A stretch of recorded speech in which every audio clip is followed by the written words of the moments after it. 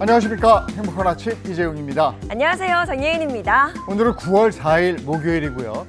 대한심부전학회가 얘기한 건데 심부전 발생률이 20년 동안 1.6배가 증가했고요.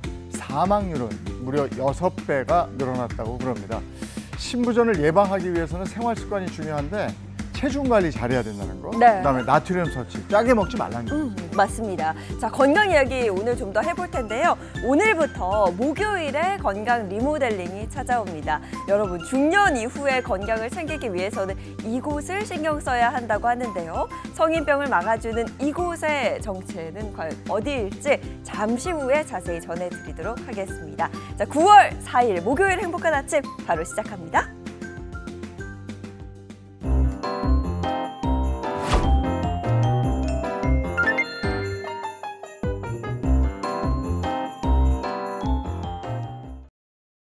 네, 목요일 아침에는 어떤 소식이 들어와 있을까요? 모닝픽부터 시작하겠습니다. 김성환 시사평론가와 함께하죠. 어서 오세요. 네, 안녕하세요. 안녕하세요. 네, 첫 번째 모닝픽 어떤 겁니까? 첫 번째 모닝픽, 훌쩍 뛴 쌀값입니다. 쌀값. 늘 보면 뭔가 훌쩍 뛰었다 이런 얘기만 해서 너무 안타까워요. 올해 또 특히 더 그런데요. 네네. 두 분은 하루에 쌀밥을 얼마나 드세요? 저는 한 공기, 많이 먹어야 한 공기 반 정도? 그 정도? 하루에 한 끼 정도는 밥 먹고 그렇죠. 아침에는 그냥 빵, 떡? 커피, 네. 뭐 떡 뭐 이런 거고 저녁도 건너뛸 때도 있고. 저도 좀 비슷한 것 같은데요. 네. 그만큼 네. 쌀밥 소비량이 많이 줄었다 이렇게 볼 수 있는데요. 그러니까 지난해 우리 국민 1인당 쌀 소비량이 55.8kg이었습니다. 지금 말씀하신 것처럼 딱 평균이에요. 한 공기 반 정도 먹는 거예요. 평균을 하루에. 먹고 있네요. 그럼. 예, 맞습니다. 그런데 1980년대에는요, 훨씬 많이 먹었겠죠, 네. 아무래도. 1984년에는 130kg이 넘었어요. 그러니까 지금식으로 따진다면 한 3공기 반 정도 먹었을 때가 있었던 거거든요. 그러니까 쌀 소비량이 계속 줄고 있다, 이런 이제 하소연이 나올 법한 상황인데요. 근데 자연스럽게 그러면 쌀이 남아 돌아서 쌀값이 떨어질 수밖에 없잖아요. 네. 또 올해 이례적인 현상이 나타나기 시작했어요. 쌀값이 폭등을 하고 있는 겁니다. 그러니까 아마 쌀 사러 가보신 분들은 아시겠지만 쌀 소매 가격이 심리적 마지노선이라고 불리는 20kg당 6만 원을 넘어섰습니다. 이 지난해보다 17.2% 상승한 거고요. 평년보다 한 14%가 높은 금액이라고 합니다.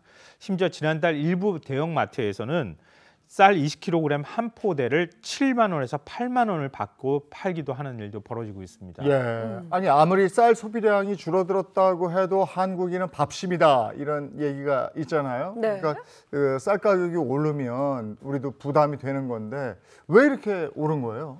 정부의 수급 관리에 문제가 있었다. 뭐 한마디로 요약하면 이렇게 될 것 같은데요.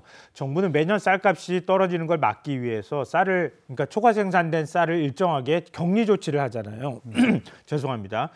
그러면 지난해에는 이걸 이제 쌀 수요량을 예측을 했을 때 13만 톤가량이 많은 365만 톤이 생산될 것으로 보고 초과 생산량의 2배인 26만 톤을 격리 조치했다고 합니다. 일정하게 이제 격리해서 창고에다 널어놓는다는 뜻이라고 생각하시면 되는데요.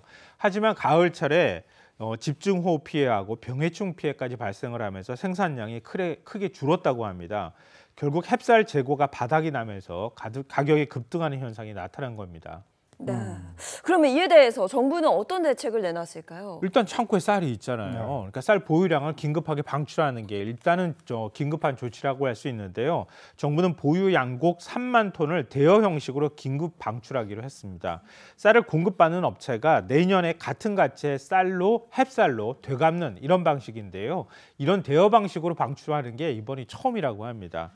이 물량이 이달 중에 공급이 만약에 되기 시작한다면 가격 상승세가 다소 둔화될 것으로 보입니다. 또 대형마트를 중심으로 쌀 할인을 20kg당 한 3천 원 정도로 그동안에 할인해 줬는데요. 쌀 할인폭을 한 4천 원에서 5천 원으로 확대하는 방안도 검토하고 있다고 합니다. 일본이 요즘은 어떤지 모르겠는데 얼마 전까지만 해도 쌀값이 폭등해서 쌀 사려고 막 줄 서고 이런 장면 봤는데 네네. 우리도 이거 조절 잘해야 되겠는데. 네.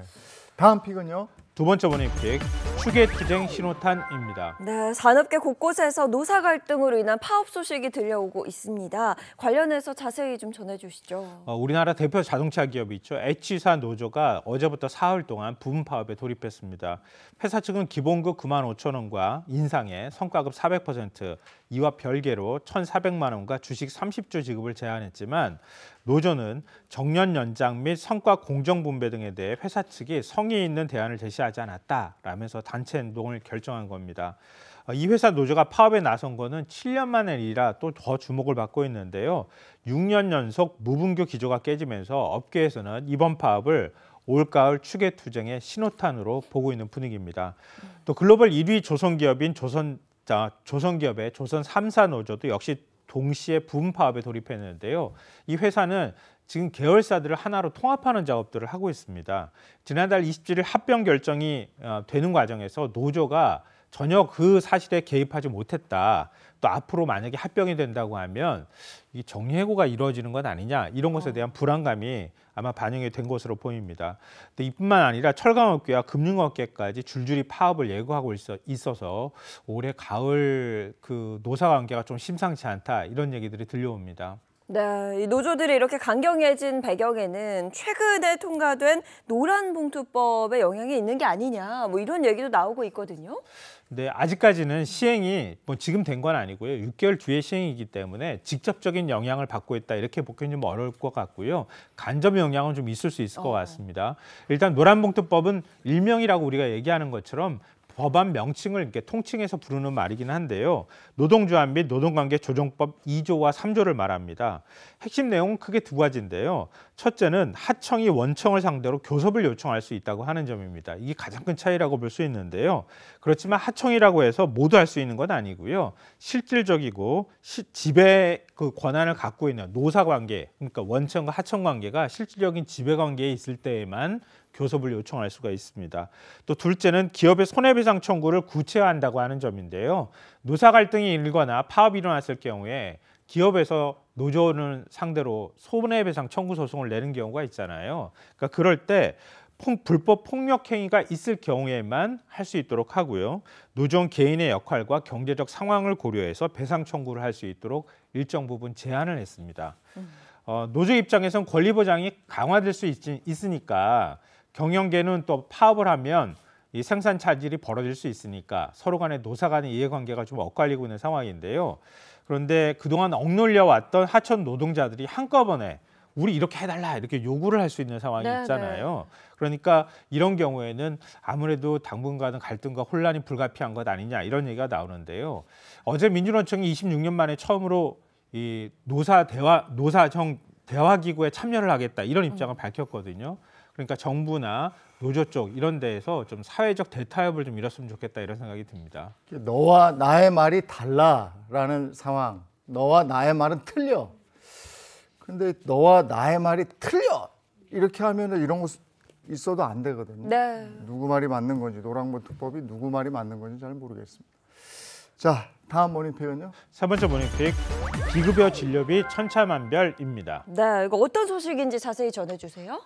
비급여 진료비가 부르는 게 값이다, 이런 얘기들은 맞아요. 많이 들어보셨을 네네. 거예요. 건강보험에 적용이 안 되는 경우에 그러니까 병원이 자체적으로 진료비를 계산을 해서 청구를 하는 이런 방식이기 때문에 뭐 병원별로 정하는 건 뭐 마음대로 결정할 수 있으니까요. 그 진료비 격차가 너무 크다, 이런 지적들이 그동안에 나왔는데요.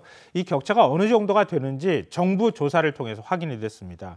보건복지부와 건강보험심사평가원이 올해 병의원별 비급여 진료비 조사 결과를 공개했는데요. 백내장 수술 후에 남아있는 수정체에 혼탁이 있는지 여부를 측정하는 검사의 경우에 서울의 한 상급 종합병원은 5,400원이었는데 서울 서초구의 한 의원급 안과는 200만 원으로 370배나 차이가 났다고 합니다. 물론 이 검사는 수술이나 다른 검사와 병행하는 경우가 있기 때문에 가격 편차가 크게 나타날 수는 있다고 하는데요. 그런데 370배는 이건 너무 심한 거 아닌가, 이런 생각이 듭니다. 깜짝 놀랐네. 네네. 이외에도 비급여 항목 가운데 가장 규모가 큰 게 도수치료거든요. 전국 최고 가격은 60만 원이고요. 최저 가격은 300원이었다고 합니다. 다만 도수치료는 실제 치료 시간에 따라서 가격이 매겨지기 때문에 실제 체감 가격은 좀 다를 수 있다고는 하는데요. 최저 가격 300원은 제가 볼 때 좀 믿기 어려운 가격이긴 한데 그런데 60만 원과 뭐 몇만 원 이런 건 또 너무 격차가 큰 거 아닌가 이런 생각이 듭니다. 근데 병원에 따라서 확실히 진료비 차이가 나요. 맞아요. 검사비 차이도 나고 네네. 그걸 저도 뭐 느끼는 건데 또 어떤 부분에서 진료비 차이가 두드러지게 나타났습니다. 요즘 임플란트 하시는 분들 굉장히 많잖아요. 네. 임플란트 가격에 또 굉장히 예민하거든요. 네. 저도 좀 했는데 또 이 연세가 있으신 분들이 임플란트를 많이 또 하셔서 경제적인 부담이 되기도 합니다. 근데 임플란트의 경우에 중간 금액이 120만 원이었다고 합니다. 이거 그 가격 한번 참고해 보시면 좋을 것 같고요. 최고 금액은 병원 종류에 따라 200만 원에서 461만 원까지 차이가 컸다고 합니다. 같은 대학병원급 치과병원이더라도 집도의가 누구인지, 교수인지, 전공의인지 여기에 따라서도 가격이 다르고요. 수술 난이도에 따라서 130만 원 안팎의 차이가 난다고 합니다. 또 어르신들이 침을 많이 맞잖아요. 약 침술의 전국 중간 가격은 10,000원이었는데요. 전국 최고 가격은 30만 원. 최저 가격은 이것도 좀 믿기 어려운데 10원이 있다고 합니다. 10원이요? 예, 무려 이제 이렇게 따지면 3만 배나 가격 차이가 났다고 합니다. 최충격파도 병원 중간급 금액은 7만 5천 원이었는데요. 최고는 31만 9천 원으로 4배 이상 차이가 나기도 했습니다. 이번에 공개된 비급여 진료비 정보는 건강보험심사평가원 홈페이지 누리집에 들어가시면 확인하실 수 있다고 하니까요. 우리 동네 병원은 도대체 얼마나 가격을 받고 있는지 확인해 보시고 싶으시면 누리집에 한번 들어가 보시면 좋을 것 같습니다. 이거 확인하고 가셔야 되겠네요. 아니 그리고 여전히 가보면 네. 실손보험 있으시죠? 이거 꼭 물어보시고. 근데 이거 좀 주의하실 필요는 있어요. 네. 왜냐면 네. 아까 임플란트 제가 말씀드렸잖아요. 가격이 싸다고 무조건 좋은 건 아니거든요. 네. 어떤 재료를 쓰느냐에 또 차이가 또 있을 수 있기 때문에 네. 구체적으로 우리 병원은 어떤 재료에 어떤 치료가 있는지 이런 것까지 좀 비교를 하셔야 될 것 같아요. 네. 그다음에 이제 급여냐 비급여냐 네. 이런 거에 따라서 또 확 차이 나고. 저기 의사 선생님들이 듣고 계셔가지고 네, 잘 확인해 보셔야 되겠습니다. 네. 다음 픽은요? 네 번째 원인픽 435% 폭증입니다. 야, 대체 뭐가 435%나 폭증했다는 거죠? 월급이 폭증하면 얼마나 아유, 좋겠어요. 그럼요. 네. 그렇지 않고요. 청소년 범죄입니다. 오. 청소년 범죄 유형이 갈수록 다양해지고 또 범죄가 어떤 유행에 따라서 시대별로 좀 달라지고 있다 이런 걸 확인할 수 있는데요. 서울 경찰이 청소년 범죄 통계에 따르면 지난 10년 사이 모욕, 명예훼손 등 정서적 폭력이 65건에서 348건으로 무려 435%나 늘었다고 합니다. 전통적인 학교 폭력인 폭력 상해는 오히려 줄었는데요. 2015년보다 2024년에 19%가 감소를 했다고 합니다. 또 이게 심각한데요. 딥페이크 등 성폭력은 269%가 늘었고요. 스토킹 범죄와 아동 대상 납치, 유인 등 범죄 등도 늘어나면서 청소년 범죄 유형이 점차 다양해지고 있는 추세라고 합니다. 그 지금 청소년 범죄가 우리가 다 느끼지만 단순하지가 않아요. 네. 그리고 이게 굉장히 잔인해지고 흉폭해지고 이러거든요. 여기에 따라서 경찰은 어떻게 대응을 하고 있습니까? 그러니까 이게 오늘 사실을 소개해드린 이유이기도 한데요. 경찰이 서울 지역에 한 고등학교가 1,300여 개 정도 된다고 하는데요. 학교가 1,300여 개 정도가 되는데 학교별 맞춤형 예방 활동을 추진할 계획이라고 밝혔습니다. 이 예방 활동이 뭐냐면요. 예를 들면 범죄 통계하고 설문조사 내용에 맞춰서 학교별로 다른 예방 활동을 한다는 뜻인데요. 또 어떤 특정 학교에 도박 사건이 많이 확인이 되고 있는 거예요. 그러면 이 학교에는 도박 관련 전문기관과 협력을 해서 도박 예방 교육을 우선순위에 놓고 예방 활동을 진행을 하는 거고요. 성폭력이나 모욕 문제가 특정 학교에서 더 크게 발생하고 있다. 그러면은 그 부분에 대해서만 집중적으로 관리하는 방식입니다. 이처럼 학교별 맞춤형 범죄 예방 활동은 이번에 처음으로 하는 거라고 하는데요. 우리 전통적으로 범죄 예방 활동이라고 하면 단속하거나 계도하고 이러는 방식이잖아요. 그런데 살고 있는 지역이나 지역의 학교별로 범죄 유형이 다를 수 있잖아요. 소득 수준이라든가 여러 가지 지역 서울의 중심이냐 외곽이냐 이런 거에 따라서 거기에 따라서 맞춤형 예방 활동을 하면 아무래도 예방 활동을 하는 데 있어서 훨씬 효과가 크게 나타날 수밖에 없지 않을까 싶습니다.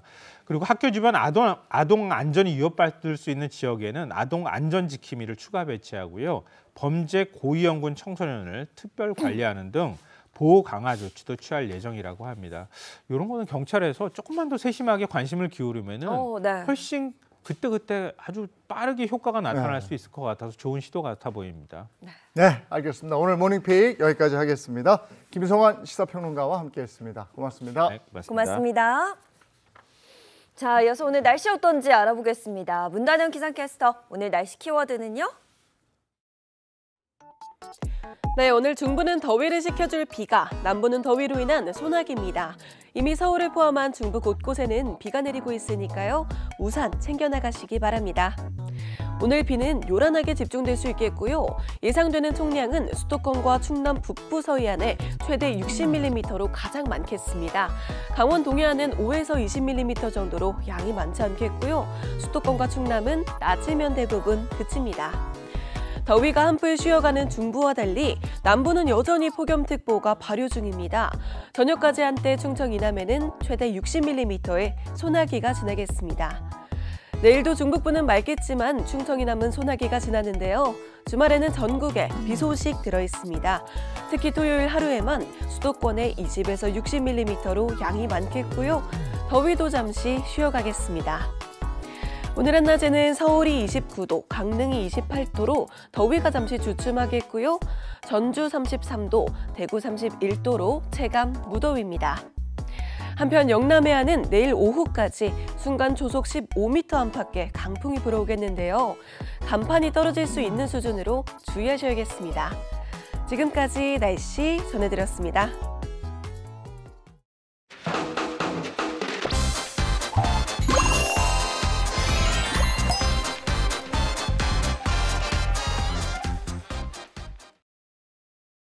네, 이번엔 최신 기업 소식을 전해드리겠습니다. 더 핫한 경제 소식인데요. 예인 씨가 준비하셨죠? 네, 제가 준비했습니다. 자, 요즘 기업들은요. 기업이 건강하려면 사회가 건강해야 한다. 그래야 건실하게 성장할 수 있다.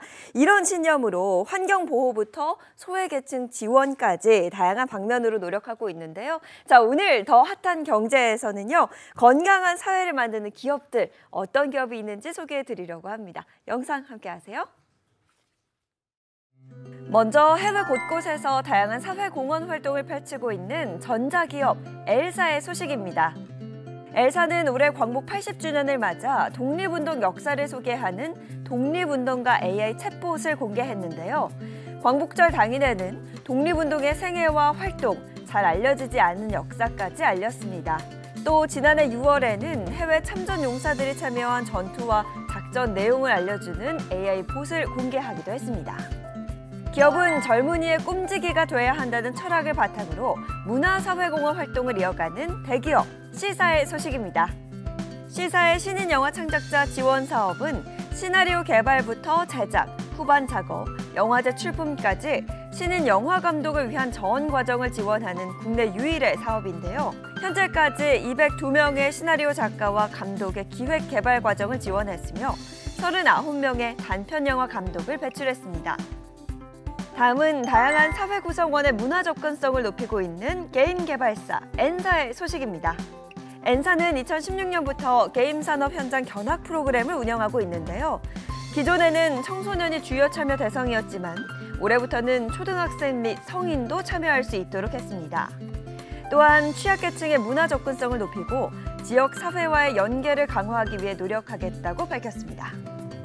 마지막으로 휴머니티를 향한 진보라는 브랜드 비전을 바탕으로 다양한 사회공헌 활동을 펼치는 자동차 기업 H사의 소식입니다. H사는 친환경 모빌리티 기술을 활용한 혁신적 생태 복원 사업을 전개하고 있는데요. 훼손된 산림의 복원과 식재를 위해 제작된 특장 차량을 활용해 울진 산불 피해 지역의 스마트 산림 복원에 나서고 있습니다. 또 친환경 사회공헌 프로젝트를 통해 미국, 브라질 등 13개국에서 100만 그루의 나무를 심는 성과를 달성했습니다.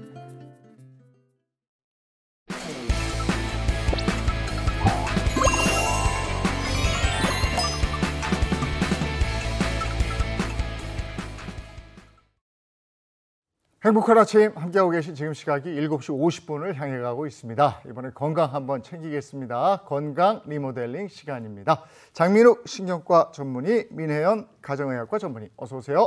안녕하세요. 네, 반갑습니다. 목요일에 만나도 너무 좋은데. 야, 이분들도 마찬가지입니다. 양기영 소화기내과 전문의와 개그우먼 이경 씨 소개합니다. 어서 오세요. 행복한 아침. 목요일에도 네, 건강 리모델링 오늘의 주제 만나보겠습니다.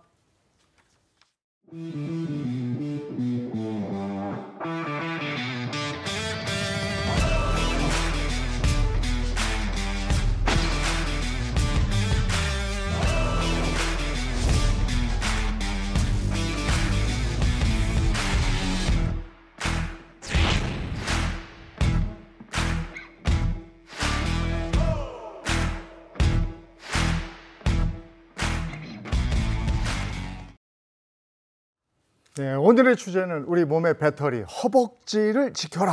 야, 허벅지. 나이가 들면 확실히 이게 가늘어져요. 네, 예전에 젊었을 때 탄탄했거든. 네. 아, 이거 지키기 쉽지 않아. 아, 그렇죠. 근데 저는 예전에 이제 더 어렸을 때는 오히려 가늘어지고 싶어서 맞아. 이게 혹시나 청바지나 치마를 입었을 때 안 예쁠까 봐 운동을 하면 안 되겠다 이렇게 생각을 했었거든요. 근데 요즘은 뭐 헬스장을 가거나 아니면 주변 친구들 보면 이게 탄탄한 몸 있잖아요. 스쿼트도 열심히 하고 이런 친구들 보면 너무 부럽더라고요. 맞아요. 희경 씨는 어때요? 저 같은 경우에는 옛날부터 저는 좀 하체가 좀 튼실한 편이었어요. 그래서 그 개그 콘서트 헬스걸로 살을 많이 뺐을 때에도 하체는 좀 튼실한 편이었거든요. 그래서 그때는 나 이거 좀 얇아지는 방법 없나? 이걸 어떻게 뭐 시술을 받아야 돼? 운동한다고 했는데 나는 시술을 받아야 되나? 막 이런 생각을 했었는데 요즘에는 그때 그러지 않았던 제 자신에게 너무 고마워하면서 이 허벅지 잘 지켜야겠다 이런 생각이 들더라고요. 장민호 선생님은 뭐 허벅지 근육을 네. 지키기 위해서 뭐 하는 운동이 있으세요? 저 제일 좋아하는 게 자전거 타는 거죠. 그거 좋다. 네, 주말에 최고인데. 그래도 한 30-40km 아. 하는 편이고요. 평상시에는 그냥 이제 헬스장에 가서 일주일에 한 2-3번 정도 운동하죠. 40kg. 확실하게 지키고 계시네요. 자전거 is 허벅지잖아요. 미리연 선생님은 여기서 운동하는 거 봐서는 뭐 아무 문제 없어요. 맞아요. 아, 근데 저는 장민 선생님에 비하면 너무 별거 안 하긴 하는데요. 사실 저는 그냥 양치할 때 스쿼트 하거든요. 아. 그래도 이제 하루에 3번 양치를 하니까 그러면 하루에 스쿼트 한 50번 이상은 하겠지 하는데 확실히 자세가 좀 망가지더라고요. 그래서 따로 시간 내서 운동을 하는 게 더 좋은 것 같긴 해요. 양경 선생님은 늘 뛰시니까. 그렇죠. 뭐 양경 하면 러닝이죠. 그런데 나이가 들수록 예, 아무래도 약간 관절에 좀 무리가 가는 것 같아요. 요즘엔 천국의 계단 열심히 하고 있어요. 진짜 지옥의 계단인데. 하염 없이 내려오는 계단을 보면서 인생은 이렇게 고난의 연속이구나 하는 것도 생각해보는 그런 좋은 기회를 삼고 있습니다. 예, 다들 허벅지를 지키기 위한 운동을 하고 계셨어요. 네. 근데 이 허벅지 근육은 어떤 역할을 하는 거예요? 허벅지 근육의 역할을 좀 설명드리기 위해서는 제가 질문을 먼저 하나 또 네. 드려야 될 것 같아요. 네. 여러분 일단 우리 몸의 엔진 하면 어디죠? 심장 아니에요? 이건 너무 잘 아시잖아요. 자, 제2의 엔진은 어딜까요? 제2의 엔진이요? 엔진? 그거 이거 뭐 허벅지네. 그림이 허벅지야. 문제로 역시 아나운서는 다르다. 난 왠 줄 알았어. 제가 너무 여러분들을 좀 얕잡아봤군요. 맞습니다. 허벅지가 바로 제2의 엔진이라고도 볼 수 있어요. 왜 우리가 자동차에 비유를 했을 때도 출력이 좋아야지 빵빵하게 움직이고 빠르게 갈 수 있잖아요. 내 몸에서 에너지를 내줄 수 있는 그게 바로 건강한 허벅지거든요.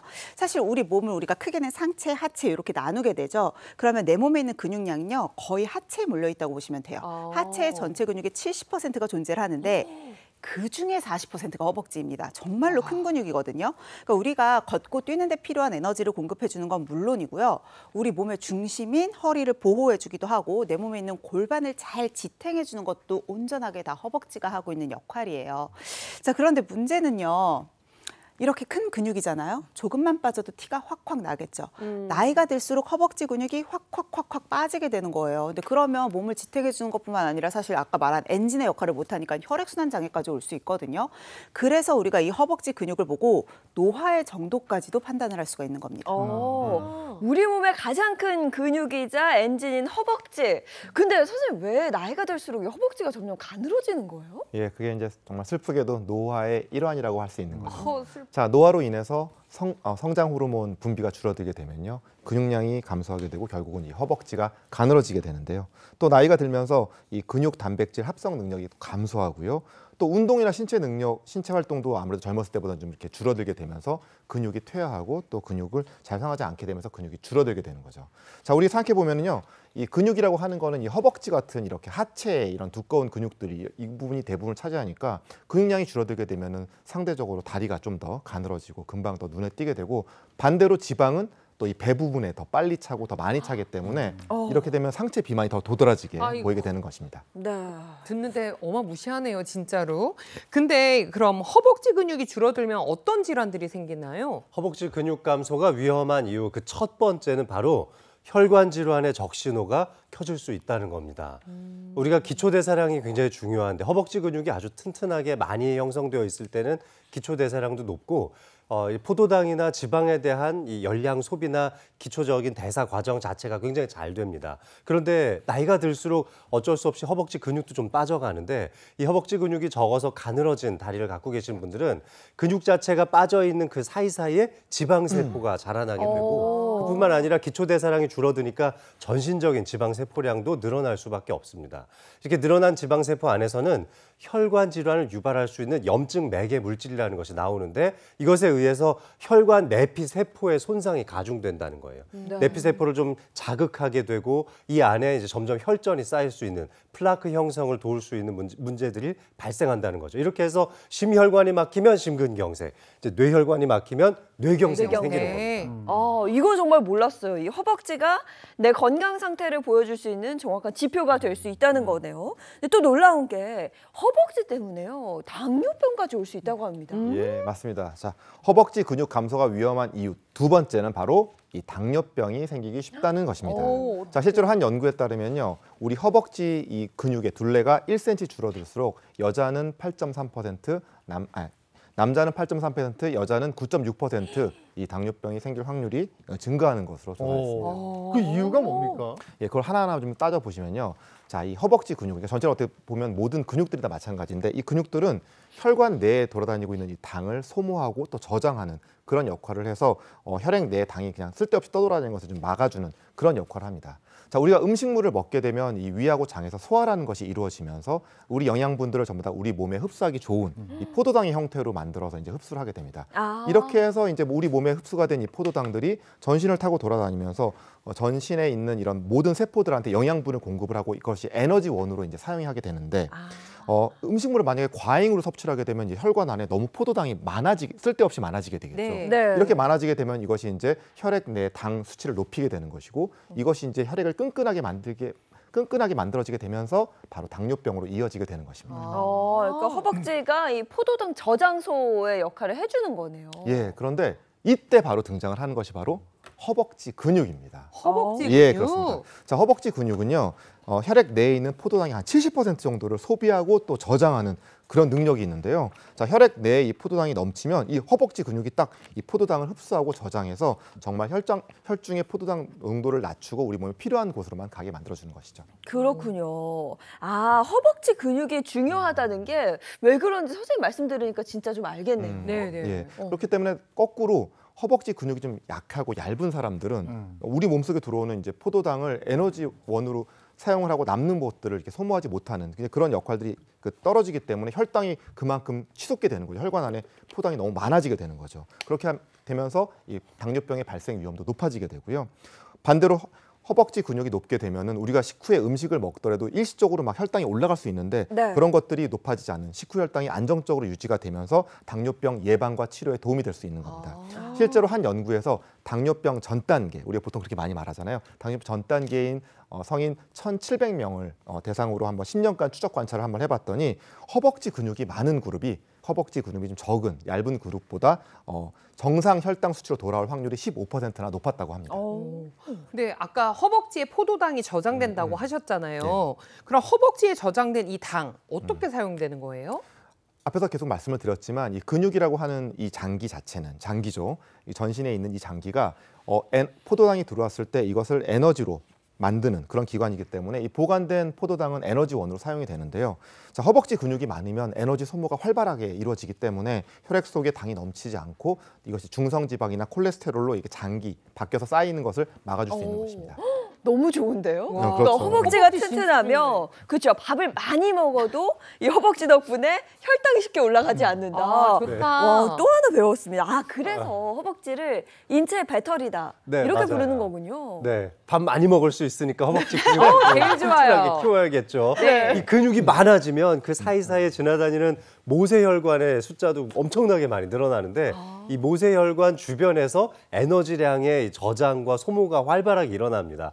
허벅지 근육이 튼튼할수록 에너지량에 대한 대사 과정이 좋아지는 거죠. 그러니까 노년기가 될수록 허벅지가 튼튼해야 활력 넘치는 삶을 살 수 있다는 겁니다. 네, 맞아요. 요즘에는 근육과 재테크를 합쳐서 근테크라는 말 많이 하잖아요. 참 이 허벅지의 근테크가 정말 중요하다라는 생각 다시 한번 하게 되네요. 근데 나이가 들수록 뱃살하고 내장 지방 고민이 점점 커지거든요. 뭘 조금만 먹어도 그냥 더부룩하고 맞아요. 뱃살 안에 있는 내장 지방이 막 불끈불끈 아, 진짜.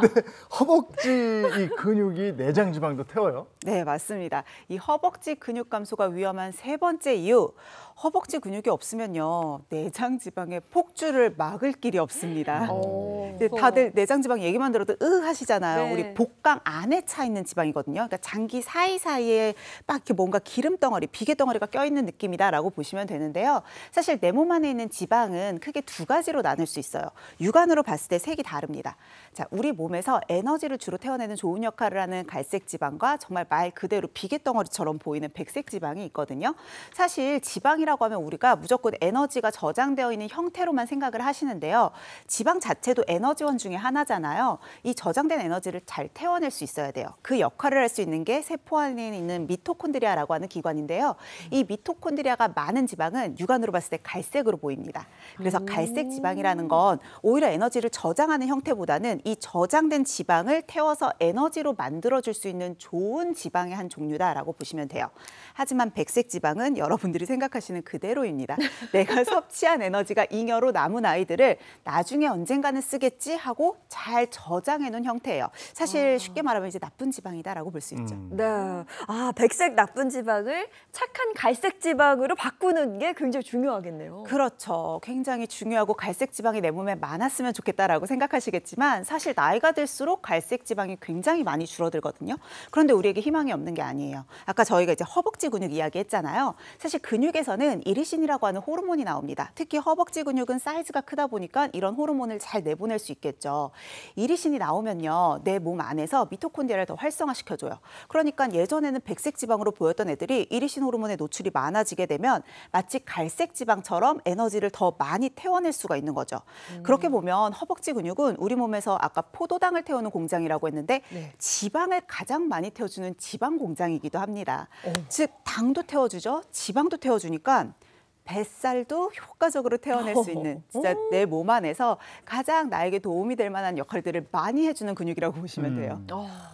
우리 다이어트족들은 말이죠. 얼마나 이 슬림한 몸매를 원해요. 근데 이제 그 날씬해지려면 허벅지 근육만큼은 절대 포기하지 않을 거예요. 지켜야 맞아요. 돼요. 그게 네. 정말 중요한 이유가 사실 이제 다이어트 얘기를 하셨으니까요. 내가 이제 다이어트를 시작해야지라고 하면 먹는 게 제일 중요하잖아요. 하루에 얼마나 먹어야 되지? 보통 섭취 칼로리를 계산하시거든요.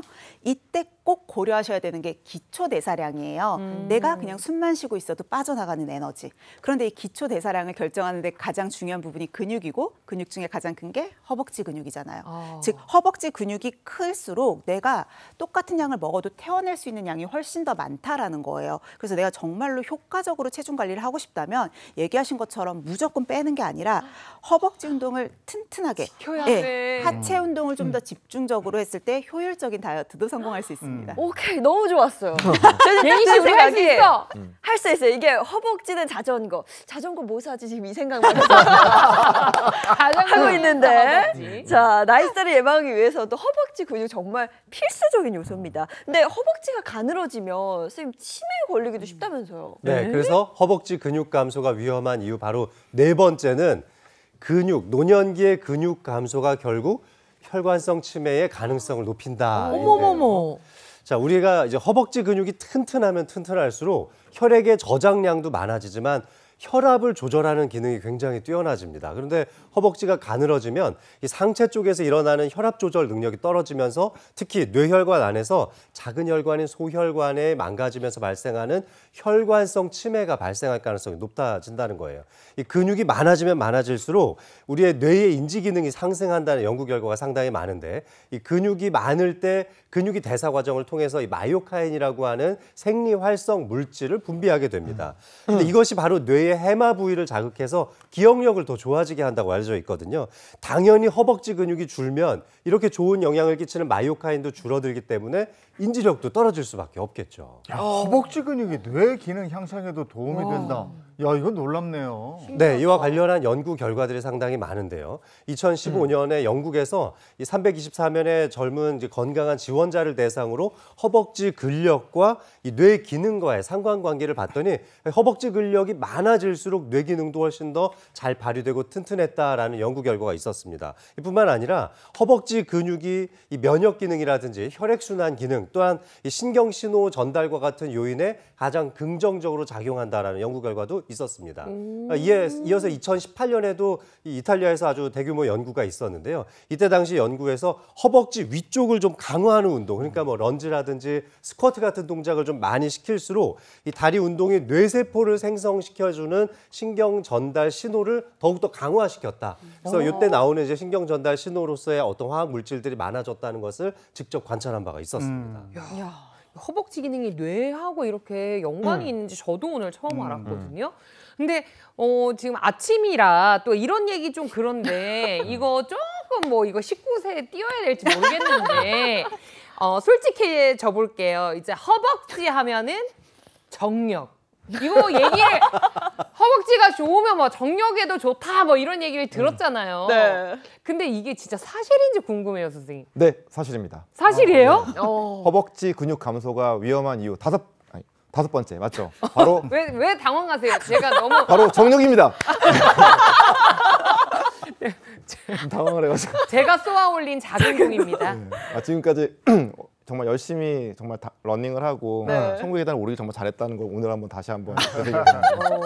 자, 근육량은요 남성 호르몬인 테스토스테론의 그 분비나 아니면 활성도와 굉장히 깊은 관련이 있습니다.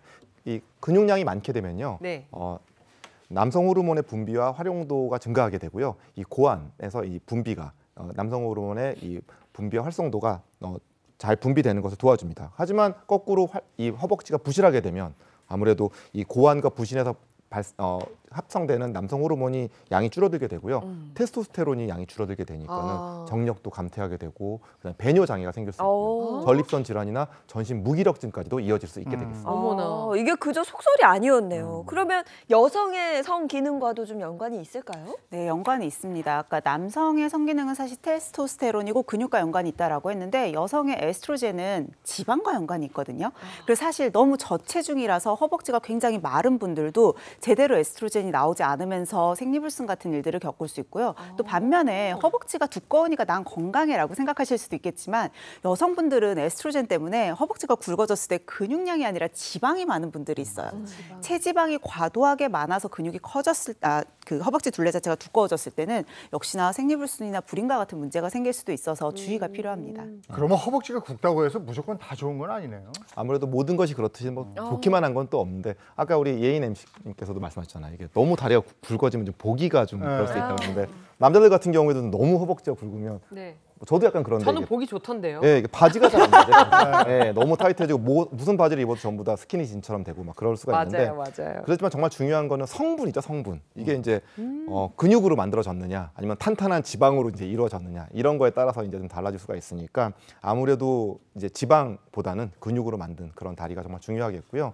또 너무 또 어떤 운동만 너무 좋아해서 상체만 또 하체만 하다 보면 이게 근육들이 좀 불균형하게 온 몸에 이제 근육들이 이제 배치하게 되면 아무래도 한 관절 일부 근육이나 관절에 너무 무리가 갈 수가 있으니까 적절한 근육량 유지하는 것이 정말 중요하겠습니다. 네, 자 이렇게 쭉 들어보니까 허벅지 근육 중요하다는 거 알게 되는데 근데 나이가 들면 또 병상에 누워있는 그런 경우도 있잖아요. 예, 그렇습니다. 네. 자, 허벅지 근육 감소가 위험한 이유 6번째 바로 신체 활동 능력이 저하되기 때문입니다. 병상 방금 말씀하셨는데요. 네. 아무래도 이제 병상에 좀 오래 누워 계시는 일들이 좀 생길 수 있잖아요. 뭐 갑자기 수술을 받으신다든지 갑자기 다치신다든지 이래가지고 이제 누워 계시는 분들은 아무래도 활동량이 줄어들게 되고 근육 사용량도 같이 감소하게 되면서 근육 퇴화하고 근육량이 줄어들게 됩니다. 특히 허벅지 근육이 약해지면 이게 허벅지 근육이 우리 몸을 세우는 제일 중심이 되는 그런 근육이잖아요. 네. 그러다 보니까는 하체가 부실해지고 다리가 후들후들 걸리면서 잘못하면은 균형 잡기 어려워져서 넘어지거나 뭐 맞아요. 낙상 사고 어디 다치시거나 골절 위험이 생길 수도 있죠. 그리고 나서 이 병상에서 이제 회복이 되셔서 내려온 이후에도 걸어도 확실히 옛날만큼 그런 근육이 없기 때문에 일상생활 하시는데도 여러 가지 이제 활동들의 장애가 생기게 됩니다. 그렇기 때문에 병상에 계실 때도 물론 힘드시고 지쳐 있는 건 다 이해하지만 의사나 아니면 재활치료사의 이 지시에 따라서 근력을 유지하는 그런 꾸준한 운동하시면서 단백질 섭취하시는 건 정말 중요하다고 말씀드릴 수 있겠습니다. 그래서 건강은 건강할 때 챙겨야 된다고 하잖아요. 건강할 때 이 허벅지 근육을 키워두면 우리 몸의 효자 역할을 정말 톡톡히 해낼 것 같습니다. 네. 그러면 허벅지 근육이 약해졌을 때 나타나는 증상은 어떤 게 있습니까? 네, 이런 행동, 이런 증상이 나타나면 허벅지 근육이 가늘어졌다, 약해졌다라고 볼 수 있는데 제가 10가지 항목을 불러드릴 테니까 손가락을 한번 펴보시고 해당될 때마다 하나씩 한번 접어보세요. 주로는 장년기나 노년기 분들한테 많이 하는 테스트인데요. 네. 여러분들도 한번 해보십시오. 첫째, 예. 자 걷다가 이유 없이 넘어진다. 자 둘째, 손잡이나 지팡이 없이는 걷기가 좀 어렵다. 셋째, 걷거나 일어설 때 힘이 빠진다. 넷째, 쉬지 않고 10계단 오르기가 힘들다. 다섯째, 한 발로 서서 양말 신기가 어렵다. 자, 이어서 5개 더 말씀드릴게요. 앉았다 일어나기가 힘들다. 6번째고요. 자, 7번째, 몸이 자주 붓고 저린다. 이거 맞아요. 자, 8번째, 자주 피로하고 무기력하다.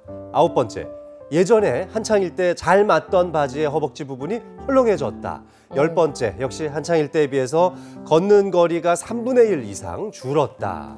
자, 어떠세요? 몇 개씩 저거 한 개 정도? 한 개? 네, 자주 몸이 피곤하고 붓는다. 네, 그렇다. 그런 거. 네, 좋습니다. 저는 2개인데요. 걷다가 이유 없이 넘어질 때가 예전보다 조금은 많아졌고요. 네. 그냥 이렇게 뭐 운동화에도 걸려 넘어지고 이러더라고요. 네. 그다음에 앉았다 일어나기 힘든 게 예전에는 번쩍 일어났는데 요즘에 으이치야 이런 소리가 자꾸 늘어나요. 그럼 나도 2개다. 아이차 이런 거. 그래도 뭐 이렇게 2-3개까지는 우리 행복한 아침 식구들 모두 다 건강하신 것 같습니다. 하지만 이제 노년기나 장년기에 계신 분들 아마 4개 이상 접으신 분들이 있을 텐데요. 4개 이상이라면 근손실을 예상해 볼 수가 있고 병원을 방문해서 진단을 한번 받아보시는 걸 추천드립니다.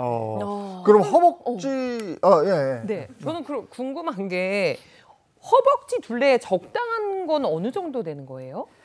사실 우리가 허리둘레 같은 경우는 표준화된 규격이 있어요. 그래서 얼마 이상이면 복부 비만이다 이런 게 있는데 아직까지 허벅지 둘레는 이제 정상 범위가 표준화되어 있지는 않습니다. 그래도 많은 연구들을 찾아보면요. 대부분은 남성 기준으로 봤을 때는 한 60cm, 여성 기준으로는 57cm 이상 정도는 돼야지 바람직하다라고 보는 경우들이 많아요. 국내에 연세대학교 보건대학원 연구팀이요. 30에서 79세까지의 성인 32만 명을 대상으로 이 허벅지 둘레와 그리고 당뇨병과의 유병 관계를 좀 확인을 하는 연구가 있었는데요. 남성분들 기준으로는 허벅지 둘레가 43cm 이하인 분들이 아까 얘기한 60cm 이상일 때보다 당뇨병에 걸릴 확률이 4배나 더 높았습니다. 여성도 다르지 않아요. 여성분들도 허벅지 둘레가 43cm 미만일 때 아까 얘기한 표준적인 57cm 이상이신 분들보다 무려 5.4배나 더 높은 당뇨병 유병률을 나타내고 있거든요. 이거에서 끝나지 않고요. 허벅지 둘레가 그냥 1cm씩 줄어들 때마다 당뇨에 걸릴 확률이 남성분들은 8.3%, 또 여성분들은 9.6%, 거의 10% 가깝게 증가했다는 연구 결과까지 정리를 해서 이제 보여줬어요. 뭐 국내뿐만이 아닙니다. 덴마크에서 진행한 연구에서도요. 허벅지 둘레가 60cm 미만인 사람은 그렇지 않은 사람들보다 심장 질환은 물론이고 무려 사망의 위험도 2배나 더 높다는 결과를 발표하기도 했어요.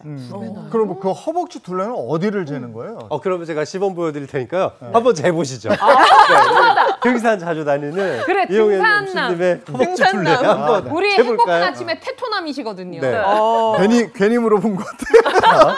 일단은요, 우리 허벅지 두께를 잴 때 이 무릎에서부터 인심까지의 거리 중에서 위쪽 3분의 1 정도 가장 두꺼운 자리를 재보시면 되겠습니다. 제가 MC님의 한번 둘레를 좀 재볼게요. 먼저 안쪽으로 해서 지금 이쪽 부분이 가장 두꺼운 자리라고 할 수 있거든요. 자, 가장 궁금하다. 두꺼운 자리에 자 얼마나 나오는지 한번 재보겠습니다. 네, 지금 자가 뒤집어지기는 했는데요. 자, 이게 아까 몇이어야 된다고 그랬지? 이게 남자는 네, 60. 지금 이재용 아나운서님의 허벅지 두께 57.5cm 정도 나옵니다. 그러면 정상이?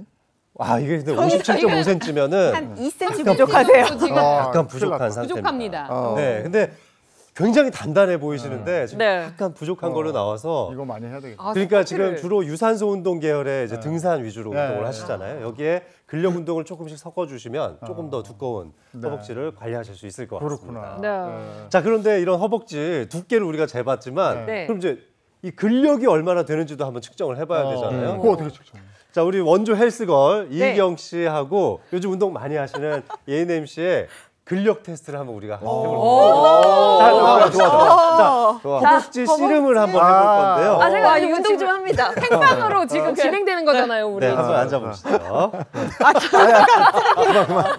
자, 자, 우리 공격과 수비로 나눠지는데 네. 공격하시는 분들이 다리를 모아주시고 수비하시는 분들이 네. 다리를 벌려서 감싸주시면 되겠어요. 예인 씨가 먼저 공격. 감이 오시죠? 네.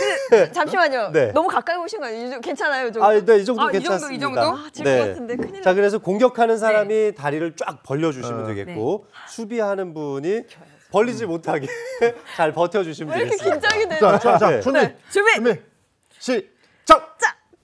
하나, 네. 둘, 셋, 넷, 자, 10초간 한번 일곱, 여덟. 떨어지고. 이겼어. 네, 자, 10초 안에 벌어졌으니까 공격자의 승리입니다. 공수전환. 공수전. 나 힘이 다 빠졌어요. 자, 자, 준비. 공수전화 한번 해볼게요. 시작.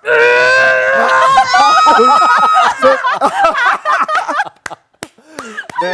야, 야, 둘 대단한데요. 지금 봐서는 아마 희경 씨가 이경 이긴 씨가 이긴 것 같아요. 예. 네. 초수 자, 자체가 좀 차이가 있었으니까 네. 이렇게 해서 들어가시고. 근력의 친구 한번 테스트해 보시면 그럼 우리 좋겠습니다. 멋진 선생님 그럼 승부였습니다. 이 자전거 대 달리기. 그래, 이거 너무 궁금해. 네. 자전거 대 달리기. 자전거 대 달리기. 아, 진짜. 네. 왜냐면 자전거 is 허벅지거든요. 근데 러닝 is 허벅지도 맞아요. 맞아요. 아니 이거 대본에 없었잖아요. 근데 기영 쌤 준비하신 것 같아요. 되게 여유롭게. 장민욱 선생님이 공격 먼저. 네, 알겠습니다. 제가 네. 공격 자. 먼저 하겠습니다. 나 이거 진짜 떨린다. 아니 이거 압박감이 벌써 장난이 아닌데요? 자전거냐, 둘 다 세. 러닝이냐. 네, 둘 다 세 지금. 좋습니다. 준비. 시작. 우와, 넷도 안 해요. 다섯, 여섯, 일곱, 여덟, 러닝. 러닝. 공수전환. 반대로. 공수전환. 허벅지는 정력이라고 아까 제가 보여드릴 수 없어서 정말 다행입니다 제가. 아유, 오늘 명절 같아요. 정말 네, 정말 깜짝 놀랐어요. 자, 공수전환 준비. 네. 시작. 둘, 셋, 넷, 다섯, 여섯, 일곱. 양기영 대단하십니다. 그러면 대단한데요? 등산 대 자전거. 등산 대 러닝. 등산 대 러닝. 지금 너무 기운을 써. 아니요 저는 괜찮습니다. 아니 좀 빼놔야지 여기서 이기면 테스트가 등산이 가능할 것 이기는 같아요. 거예요. 자, 그럼 10초간 제가 세면서 한번 해볼게요. 이재원 아나운서님의 공격입니다. 준비 시작. 이겼어. 아니 기운을 너무 썼어. 아니 아까 진짜로. 기운을 너무 썼어. 완전히 빌렸어. 완전히 빌렸어. 네, 좋습니다. 자, 공수전환에서 한번 해보겠습니다. 무릎 깨질 준비. 것 같아요. 시작. 1, 2, 3, 4, 5, 6. 와, 리스펙. 와. 57.2는 네. 절대 기준이 아니라는 거 보여줬어요. 와. 아래 지금 양기영 선생님이 기운이 아까 기운 너무 썼어. 등산도 바꿔봐야 될 것 같아. 이게 아무튼 자, 이 등산을 상에서 뛰면서 하시잖아요. 우리 남편은 등산을 시켜야겠어요. 등산 시켜야 돼. 야, 근데 우리 정말 역대급 경기였는데 이렇게 치열하게 뭘 해본 적이 없는데 야, 진심으로 한번 해봤습니다. 근데 진짜 잔 근육이 딱 느껴지는 게 정말 엄청 단단하죠. 엄청 단단하시네. 네. 야, 진짜 우리가 허벅지 운동 좀 해야겠습니다. 해야 될 것 같아요. 야, 근데 우리가 나이 들수록 사실 무릎 관절도 굉장히 약해진단 말이죠. 허벅지 근육이 무릎 관절에도 도움을 줄 수 있는지 이것도 궁금한데요. 맞아요. 얼핏 생각을 하면 뭐 관절이야 연골 문제고 근육이랑 다르지라고 생각을 하실 수도 있겠지만 내가 나이가 들면서 계단을 내려가는데 막 무릎이 시큰시큰 불편하다면 관절만 탓하지 마시고요. 허벅지 근육 때문일 수도 있습니다. 사실 허벅지 근육이라는 게 우리의 무릎 관절을 지켜주는 정예 요원이라고도 볼 수 있거든요. 네. 실제로 관절이라고 하는 게 우리가 움직이면서 계속해서 체중 부하를 받잖아요. 그런데 이 허벅지 근육이 탄탄하다면 가해지는 부담을 허벅지 근육이 대신 잡아주는 거예요. 그래서 허벅지 근육이 탄탄하다면 체중 부하를 더 적게 갖게 되니까 무릎 관절의 손상도 예방을 할 수가 있습니다. 하지만 반대로 허벅지 근육이 너무 약하고 또 그 크기가 너무 작다라고 하면 고스란히 무릎이 모든 체중 부하를 다 얹게 되겠죠. 그러면 무릎 손상이 더 가중화될 수도 있는 거예요. 그럼 무릎 관절을 지키려면 허벅지 근육을 꼭 키워야 되겠네요. 맞습니다. 특히 무릎 관절은요, 허벅지 근육 중에서도 앞쪽에 위치하고 있는 대퇴사두근이 굉장히 중요한 역할을 한다라고 볼 수 있거든요. 이 대퇴사두근이 골반 앞쪽에서 무릎까지 대각선 방향으로 쭉 연결이 되는 이제 몸에서 가장 크고 강한 근육인데요. 우리가 고관절을 굽힐 때 또는 무릎을 펴는 동작을 하는 것과 같이 일상에서 굉장히 많이 하는 동작인데 이런 움직임에 직접적으로 관여하고 있는 중요한 근육입니다. 그래서 대퇴사두근이 너무 약화가 돼 있다라고 하면 사실 무릎 관절에 직접적인 스트레스가 가해지기 때문에 무릎에 손상이 일어나기도 굉장히 쉽고요. 안에서도 이제 관절 안에서도 문제가 생기는 확률이 굉장히 높아지게 되는 거죠. 게다가 우리가 보통 다리에 움직이는 이 근육량 자체가 떨어지게 되면 대퇴사두근도 줄어들게 되겠지만 여기와 동시에 혈액순환이 제대로 되지 않거든요. 그러니까 관절 안에 있는 연골로 영양 공급이 제대로 이루어지지 않겠죠. 네. 그래서 연골 연화증이 진행이 되기도 쉽습니다. 그래서 이 대퇴사두근 운동이요. 사실은 꾸준히 할 경우에는 어떤 무릎 그 건강에 미치는 효과가 우리가 흔히 얘기하는 물리치료나 주사치료보다도 더 장기적이고 더 오래 지속된다고 알려져 있어요. 그 정도로 좋은 거구나. 근데 대부분 관절염을 보면은 남성보다 여성분들이 더 많이 고생을 하잖아요. 혹시 이것도 허벅지 근육하고 연관이 돼 있는 거예요? 예, 그렇습니다. 자, 근육이 힘을 잃으면 뼈도 약해진다는 사실 기억하시기 바랍니다. 예, 방금 말씀하신 것처럼 여성들의 경우가 이 무릎 관절염이 남성에 비해서 2배 이상 높은 것도 바로 이게 근육과 관련이 있는 건데요. 아무래도 이제 여성들은 근육 자체 양이 아무래도 적고요. 운동량도 좀 부족하죠. 그런 이런 여성들의 경우에는 관절에 가해지는 스트레스가 그만큼 더 심하게 작용한다 이렇게 생각할 수 있겠습니다. 예를 들어서 다이어트 위해서 이렇게 운동, 옛날에 헬스걸로도 많이 운동하셨지만 네. 이렇게 평소에 운동 잘 안 하시던 분들이 갑자기 무리하게 이렇게 운동을 하시게 되면 그만큼 관절에 큰 스트레스를 가해지게 될 수 있는 거죠. 그러면 무릎 시큰거리고 통증 생길 수 있고요. 뭐 관절이 망가지기도 합니다.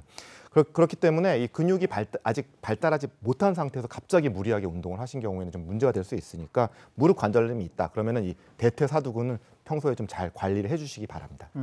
그럼 평소에 허벅지 근육을 잘 단련하면 나중에 무릎상에서 무릎 인공관절 수술 받고 이런 확률은 줄어들겠네요. 그럼요. 이 무릎 관절염이 심해질수록 이제 인공관절 최한수를 고려하시고 계시는 이 대한민국 국민들도 상당히 많이 계실 텐데요.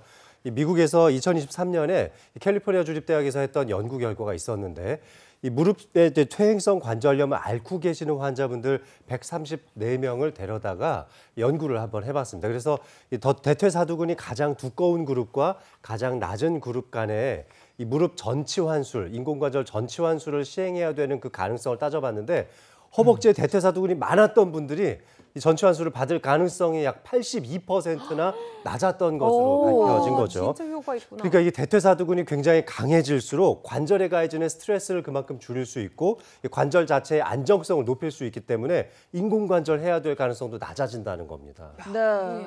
근데 이 관절 안 좋으신 분들 보면 통증이 상당하대요. 근데 운동선수들 같은 경우에는 평소에 굉장히 운동 많이 하잖아요. 그러면 통증도 좀 덜 느끼게 되나요? 네, 그래서 허벅지 근육을 우리가 그냥 천연 진통제다 뭐 이렇게 부르기도 하는데요. 관절을 많이 사용하시는 운동선수인 경우에 통증을 느끼는 정도가 일반인들보다는 확실히 좀 낮다고 알려져 있어요. 그 이유가 이 허벅지 근육을 굉장히 많아질수록 이 근육 내부에서부터 나오는 엔돌핀의 흡수와 소비가 늘어나기 때문이라고 알려져 있습니다. 그러니까 관절과 관절이 맞닿아서 발생하는 통증을 줄여주는 역할을 하는 거죠. 나이가 들수록 또 골다공증 무서운데 이 그쵸. 허벅지 근육이 골다공증에도 도움을 줍니까? 예, 그렇습니다. 자, 연구에 따르면요, 전신의 근육량이 높아지게 되면 넙다리뼈처럼 제일 우리 몸에서 제일 긴 뼈죠. 이 뼈를 둘러싸고 있는 근육이 양이 많은 뼈에서 이 골밀도는 높아지고요. 골다공증의 위험도는 낮아지는 것으로 나타났습니다. 사지 근육량 및 이 제지방량이 1kg 증가할 때마다 이 근육이 둘러싸여 있는 이 넙다리뼈, 아까 말씀드린 그 긴 뼈의 이 골밀도가 증가했고요. 골다공증의 위험도가 각각 0.74배, 0.8배 감소한 건데요. 자, 근육이 뼈를 직접 둘러싸고 있는 이 넙다리뼈에서 근육과 뼈의 긍정적인 연관 관계를 확인함으로써 자, 하체 근육 열심히 하는 것이 골밀도는 높이고 골다공증은 낮출 수 있다는 낮추는데 큰 역할을 한다는 것이 밝혀졌습니다. 골다공증에도 영향을 주는지 또 몰랐어요. 근데 요즘에 제 주변에 보면은 허리 아파하시는 분들이 굉장히 많으시거든요. 근데 혹시 이 허벅지 근육이 허리, 척추에도 영향을 주나요? 허벅지 근육하면 흔히 이제 무릎 건강에만 많이 생각하실 텐데요. 네. 허벅지 근육이 골반 근육과도 상당히 밀접한 관련이 있습니다. 허벅지 근육, 골반 근육 모두 다 약해지면 척추에 대한 지지력이 떨어지기 때문에 허리 디스크 발생률도 높아지고 허리 통증도 그만큼 많이 생기는데요. 허벅지 근육을 키운다는 것은 곧 골반 근육을 함께 키운다는 뜻이기도 하고 이게 척추의 지지력을 많이 높여줄 수 있는 계기가 되는 거죠. 네, 허벅지가 허리부터 무릎까지 전체적으로 영향을 많이 주는군요. 그러면 집에서 쉽게 좀 허벅지 근력 테스트할 수 있는 그런 방법이 있을까요? 그럼요. 간단하게 테스트 해보셔야 되죠. 자, 집에서요. 무릎 높이의 의자 하나만 준비를 해주세요. 자, 의자를 준비를 해주시고 앉았다 일어났다를 몇 번 하는지 체크할 건데 그냥 앉았다 일어나면 안 되겠죠? 한쪽 다리를 든 채로 한쪽 다리만으로 지지를 해서 앉았다 일어나고요. 팔로 지지하시면 안 돼요. 몸이나 의자 지지하지 않고 나의 다리 힘으로만 얼마나 할 수 있는지 횟수를 세셔야 합니다. 이거 몇 개 이상 해야 돼요? 자, 내가 10개도 못한다. 그러면 나의 허벅지 근력은 한 50대 수준이다라고 보셔야 되겠고요. 그래도 내가 11개에서 한 15개까지는 할 수 있지라고 하면 40대, 16개에서 20개까지가 가능하다 30대, 21개 이상을 할 수 있다면 20대의 허벅지 근력을 가지고 계신 겁니다. 이거 기억했다가 이거 이하로 나온다 이러면은 허벅지 근육 지키기 위해서 더 노력을 하셔야 되겠고 네. 허벅지 근육 지키기 위한 허벅지 근육 강화 운동법이 있다면 좀 알려주세요. 자, 집에서 쉽게 따라할 수 있는 운동법 한번 알려드릴 텐데요. 자, 희경 씨, 네. 레인 씨 나오셔서 운동 한번 해볼까요? 저희가 좋습니다. 한 번씩 네. 주고받았거든요. 네. 동점이에요. 네, 의자를 준비해 주시고요. 네. 자, 의자에 한번 앉아보실까요? 자, 첫 번째는 3분 의자 달리기인데요. 먼저 허리를 곧게 펴고 앞쪽으로 좀 앉아주세요. 네. 자, 이 상태에서 제자리 걷기 운동을 할 건데요. 자, 살짝 다리를 앞쪽으로 들어주시고요. 벌써 어렵다. 네, 조금 들은 상태에서 우리 걷기 운동 할 수 있잖아요. 자, 하나, 하나, 둘. 네, 이렇게 해서 3분간 천천히 진짜 내가 걷는 것처럼 운동을 해주시면 되겠습니다. 선생님 이거 느리게 하니까 너무 힘든데 경보하면 조금만 더 할까요? 자, 좋아요. 하나, 둘. 우리가 흔히 이제 걸을 때 이 정도 템포는 좀 하니까요. 어때요? 와, 허벅지에 허벅지가 와, 좀 터질 것 같아요. 두꺼워지고 네, 단단해지는 걸 느끼실 수가 네. 있죠. 네, 좋아요. 자, 이렇게 집에서 네, 이렇게 운동을 한 3분 정도만 달려주시면은 네, 정말 튼튼하게 허벅지 근력을 키우실 수가 있습니다. 희경 씨, 내일- 좀 빨리 하자면서. 저는 내일 못 걸을 것 같아요. 저도요. 네, 이렇게 해서 천천히 그 초수를 좀 높여가시면 좋을 것 같아서 네. 처음에는 뭐 한 20초, 30초 정도 하시다가 익숙해지면 1, 2, 3분까지 한번 천천히 늘려보시면 좋겠습니다. 네. 자, 이번에는 두 번째 동작을 알려드릴 건데 제가 여기 물병과 휴지를 준비했는데 먼저 물병 가지고 한번 해볼까요? 네. 물병을 양쪽 발 사이에 꽉 끼워서 잡아주세요. 네. 잘 잡으셨죠? 자, 이때 의자는 뒤쪽으로 그냥 바짝 넣어서 편안하게 등을 기대서 앉으셔도 상관없습니다. 네. 자, 이 상태에서 다리를 앞으로 쭉 뻗어서 들어주세요. 네, 이렇게 하면은 허벅지에 단단하게 힘이 오, 들어가죠. 와. 천천히 네. 내려주시고요. 다시 천천히 쫙 한번 올려볼까요? 와, 자, 이것도 힘이 들어가네. 좋습니다. 이렇게 10번 동작을 하는 걸 한 세트라고 가정을 해볼게요. 이렇게 총 10번씩, 자, 이제 4번. 네, 좋아요. 네, 계속 한번 해볼까요? 네. 조금만 더 들어보세요. 높이 들어주세요. 야, 이거 알겠습니다. 헬스장 갈 필요 없는데. 와, 기구 이거 있거든요. 집에서 할 수 있어. 오. 좋아요. 이제 절반 왔습니다. 4번만 더 해볼까요? 쭉 트레이너 한번 선생님 올려보시고요. 빨리. 선생님 너무 웃는 표정으로 너무 자, 이렇게 느려요. 하면서 10세트를 하셨으면 잠깐 쉬셨다가 네. 이 동작을 2번 더. 그러니까 총 3세트, 30번 정도 반복해 주시면 되겠어요. 자, 마지막 제가 두루마리 휴지를 준비했는데요. 네. 자, 이 두루마리 휴지를 허벅지 사이에 무릎 안쪽에 끼워주세요. 자, 이렇게 끼운 상태에서 네, 한 10초 정도 꽉 오므리면서 버티는 동작을 해보는 거예요. 자, 쭉 버텼다가 10초 정도 지난 후에 자, 천천히 풀어주시고요. 네, 다시 10초간 꽉 한번 오므려 보시겠어요? 네, 좋습니다. 와, 네, 지금 우리 네, 아까 두루마리 전에 아주 꽉, 네, 좋아요. 아주 잘하고 계십니다. 다리 다시 씨름한 것 천천히 같아. 펼쳐보시고요. 휴지 없으신 분들은 수건 같은 거 껴서 하셔도 좋아요. 다시 한번 쭉 오므려 보시고요. 천천히 한번 풀어볼까요? 자, 이 동작도 한 10번 정도 반복하는 걸 기준으로 해서 해보시면 좋겠습니다. 네. 10초 정도 버티시는 거 잊지 마시고요. 와. 네, 어떤가요? 선생님 잘 배워봤습니다. 판단해주셨나요? 네, 고맙습니다. 고맙습니다. 정말 아니 집에 있는 걸 가지고 활용해서 하니까 어려워요. 아, 근데 그거 진짜 좋겠어요. 땀이 나요. 그리고 지금 하는 운동은 허벅지 안쪽 근육을 키우는 데 좋겠어요. 네. 그래서 그건 오. 잘 안 쓰거든 사실. 맞습니다. 근데 이 허벅지도 유형이 있어요. 아무리 유형별로? 뭐 굵다고 해도 네. 살 지방으로 아까 굵은 분이 있고 근육으로 굵은 분이 있는데 이 유행에 따라서 운동법도 달라지는 거죠. 그럼요. 관리도 다 다르게 해야겠죠. 사실 허벅지 모양을 봐서는요. 크게 지방형, 부종형, 근육형 이렇게 세 가지로 나눠볼 수가 있습니다. 자, 우리 가족분들은 내가 어느 형태에 해당이 된다라고 보실 수 있으세요? 나 허벅지 굵어서 좋아했는데 전 지방형인 것 같아요. 아, 저는 뭐 보자마자 부종이요. 부종. 네, 근육은 절대 우리 아니고. 이재용 교수님은 근육형? 근육형이죠. 근육형이시죠. 아까 씨름으로 본 것처럼 근육형이실 것 같아요. 제가 관리하는 방법 좀 설명드릴게요. 일단 희경 씨가 해당된다고 했던 지방형 같은 경우는 네. 전반적으로 다리의 쉐입을 봤을 때 조금 탄력이 떨어지는 형태이고요. 여성분들은 셀룰라이트도 굉장히 많이 관찰이 되는 형태입니다. 자, 아무래도 이럴 때는 지방을 빼주기 위해서는 유산소 운동이 반드시 병행이 돼야 되거든요. 그래서 근력 운동만 하시는 게 아니라 유산소 운동을 함께 해주시면서 지방을 좀 태워내고 체력을 좀 단계적으로 올려주는 운동들을 해주면 좋을 것 같고요. 예인 씨가 얘기했던 부종형.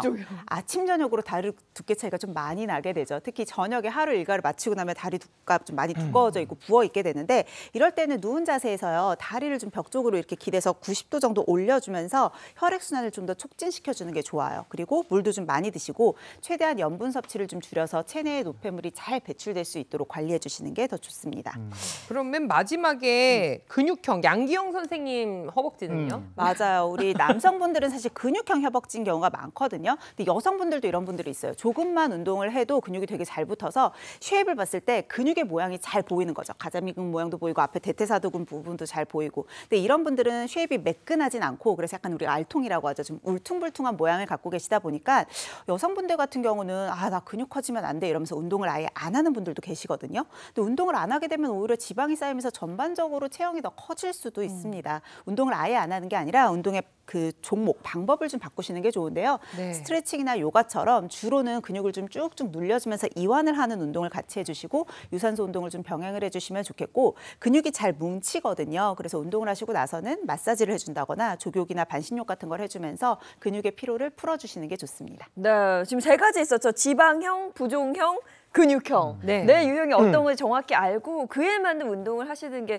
중요할 것 같습니다. 그러면 허벅지 근육을 지킬 수 있는 또 다른 방법 뭐가 있을까요? 예, 지금 계속 이제 운동에 관한 이야기들을 배우고 또 이렇게 얘기 나누고 있는데 역시 이 허벅지 근육 지키기 위해서 또 모든 근육이 다 그렇죠. 역시 첫 번째도 두 번째도 강조할 것은 운동입니다. 운동. 예, 그리고 또 하체 근육 하면은 또 생각나는 운동이 아까도 좀 잠깐 보셨지만 결국 스쿼트하고 런지죠. 런지. 예, 워낙 좋은 운동인데요. 자, 스쿼트 잘 아시겠지만 이 대퇴사두근을 포함해서 뭐 허벅지 전체 근육들, 종아리 근육 그리고 엉덩이 근육까지 전체적으로 하체 근육 전반적으로 이용할 수 있는 정말 좋은 운동인데요. 잘 아시겠지만 자세는 먼저 이 양 발을 약간 어깨 넓이 정도로 벌리시고 그다음에 쓴 다음에 이제 몸을 이제 낮추는 건데 이때 최대한 앉을 수 있는 대로 앉으면서도 이 무릎의 굴곡 각도가 90도를 넘지 않는 그런 각도를 유지해 주십니다. 특히나 무릎 위치 많이들 이제 지적해 주잖아요. 네. 무릎 끝이 이제 발가락 끝을 나가지 않도록. 그러니까 앞으로 무릎이 빠지는 게 아니라 몸이 내려가면서 무릎을 유지를 해 주시는 거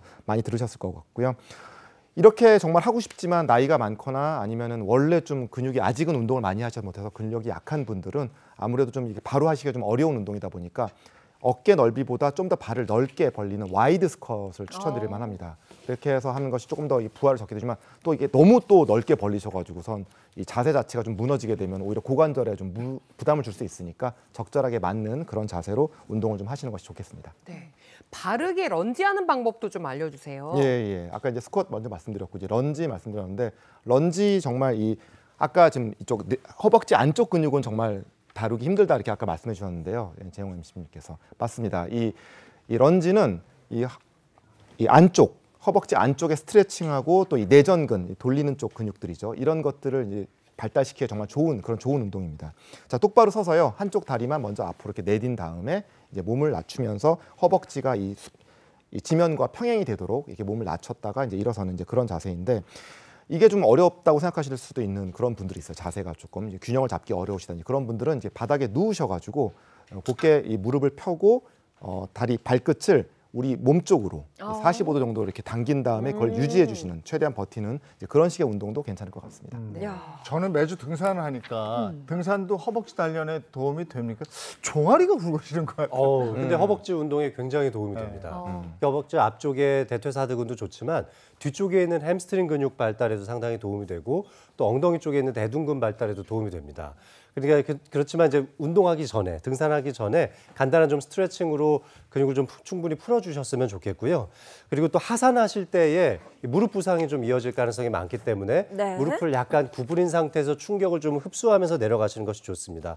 평소에도 허벅지 근육을 좀 풀어주는 스트레칭도 좀 많이 하시고 하산 후에 집에 오셔가지고는 폼롤러를 이용해서 허벅지 앞뒤 근육을 좀 풀어주시는 것도 좋은 방법이 되겠습니다. 네. 그리고 요즘 그 엘리베이터 안 타고 집까지 계단 걸어 올라가시는 분들도 굉장히 네. 많거든요.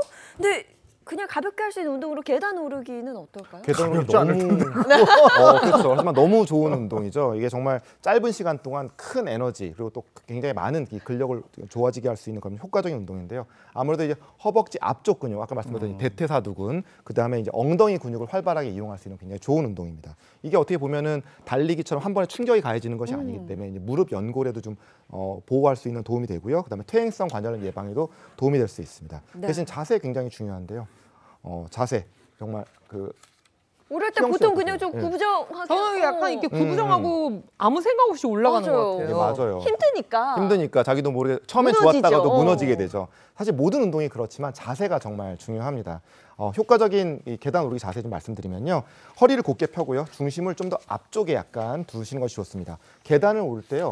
전체 발을 다 저렇게 다 디디지 마시고 절반 정도만 딛고 올라가면서 이 무릎이 아니라 이 허벅지와 엉덩이 힘으로 몸을 전체를 이렇게 밀어 올린다. 큰 관절을 쓴다. 이런 느낌으로 해서 올라가셔야지 이 무릎에 무리가 가지 않고요. 정확한 운동이 될 수 있고 정말 중요한 게 뭐냐면 오르는 것은 좋은 운동이지만 좀 관절이 좋지 않은 분들은 내려오시는 내려올 운동에 때. 좀 맞아요. 피하시면 좋겠습니다. 허벅지 근육 중요하다는 건 알았지만 이렇게 중요한지 몰랐어요.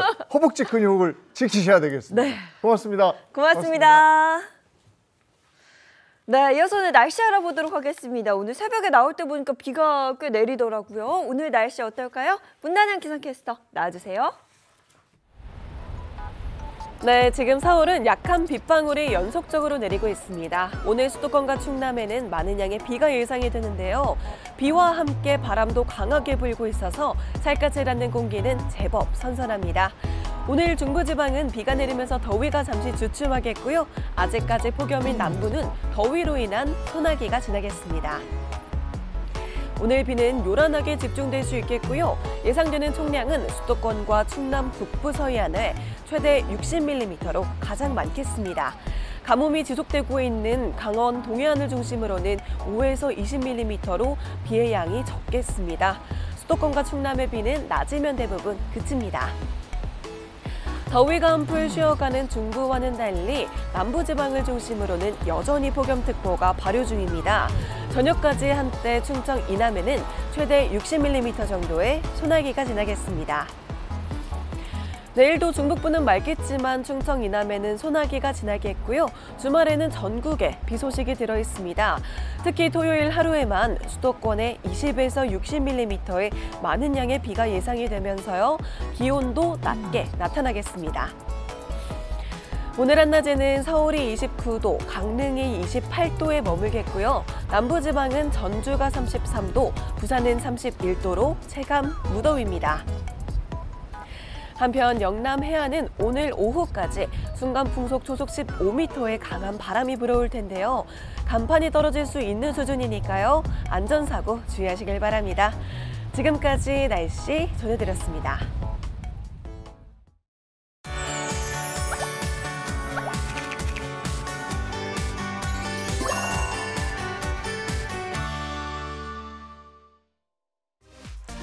경기 광명문화재단이 9월 5일부터 7일까지 2025 광명 마당극 축제를 개최합니다. 이번 축제는 제35회 대한민국 마당극 축제와의 협업을 통해 마당극, 창작 판소리, 거리극 등 전통과 현대를 아우르는 다양한 장르의 공연을 선보일 예정입니다. 마당극은 우리나라의 전통적인 문화입니다. 이 마당극 축제를 광명시가 매년 진행하고 있는데 시민들께서 함께 기획하고 참여하는 그런 프로그램입니다. 시민들께서 너무 좋아하시고 또 가족과 함께 즐기는 모습을 보면서 광명의 대표적인 축제로 자리매김할 것 같다라는 확신을 갖게 됐습니다. 광명문화재단 관계자는 마당극은 문화민주주의와 지역 커뮤니티의 상징이 될 수도 있다고 말하며 앞으로 광명은 마당극 도시로서 정체성과 지속 가능성을 확립해 갈 것이라고 전했습니다. 오늘 비가 오니까 나들이 할 때 주의하셔야 되겠죠. 네, 비가 꽤 많이 내린다고 합니다. 외출하실 때 우산 챙기고요. 기상 정보도 잘 확인하시는 게 좋겠습니다. 좋은 하루 보내시고요. 저희는 다음 주 월요일 아침 7시 30분에 돌아올게요. 행복한 아침, 행복한 하루 되십시오. 고맙습니다. 고맙습니다. 즐거운 밤의 세상 Say the next channel